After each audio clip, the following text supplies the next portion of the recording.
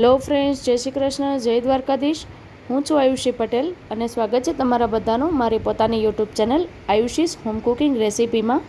આજની મારી રેસીપી છે પાસ્તા। પાસ્તા એ દરેકના ઘરમાં બનતી અને બાળકોને ખૂબ જ પસંદમાં આવતી એક અવનવી વાનગી છે।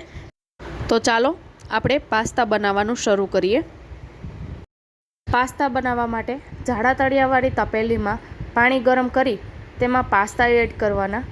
ત્યારબાદ તેમાં 1 ચમચી તેલ અને મીઠું એડ કરી અને પાસ્તાને બફાવવા દેવાના છે।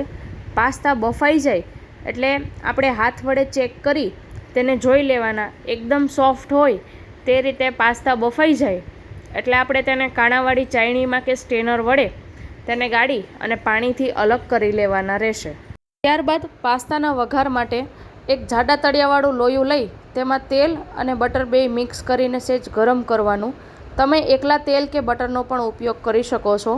તેલ ગરમ થાય એટલે આપણે તેમાં ડુંગળી એક ઝીણી સુધારેલી સાતળવાની છે। તેલમાં ડુંગળી સતળાઈ જાય ત્યારબાદ આપણે એક ઝીણું કટિંગ કરેલું કેપ્સિકમ એમાં એડ કરવાનું છે।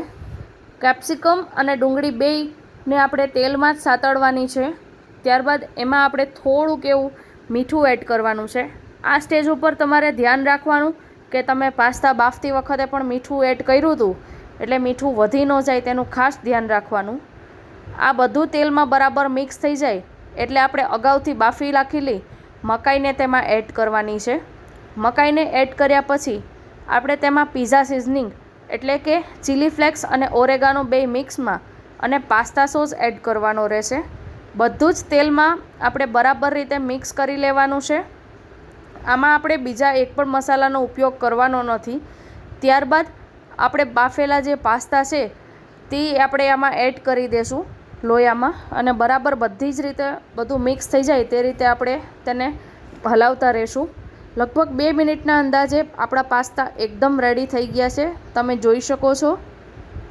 મારી આ રેસીપી તમને ગમી હોય તો તમારા ઘરે જરૂરથી એક વખત ટ્રાય કરજો અને કોમેન્ટમાં જય દ્વારકાધીશ લખવાનું ભૂલતા નહીં। મારી આ યુટ્યુબ ચેનલમાં નવા હોય તો તમે અત્યારે જ સબસ્ક્રાઈબ કરી દેજો અને બાજુમાં આપેલા બેલ આઇકનને ક્લિક કરી લેજો જેથી તમને મારા નવા વિડીયોની નોટિફિકેશન મળતી રહે। બધાયને જય દ્વારકાધીશ।